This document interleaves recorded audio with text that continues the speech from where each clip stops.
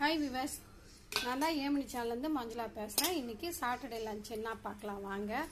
பாருங்க, சூடான ஆவி பறக்கும் சாப்பாடு. அப்புறம் மிளகாய் கிள்ளி போட்ட ஒரு சாம்பார், வெறும் சாம்பார், ஆனியன் சாம்பார்.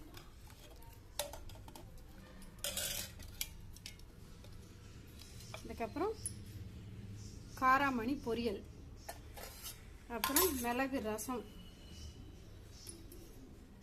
நெய், வீட்டில் உரக்கத்தின தயிர்,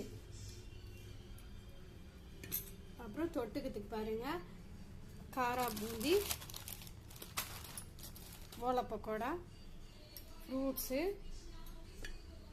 ஊறுகாய்.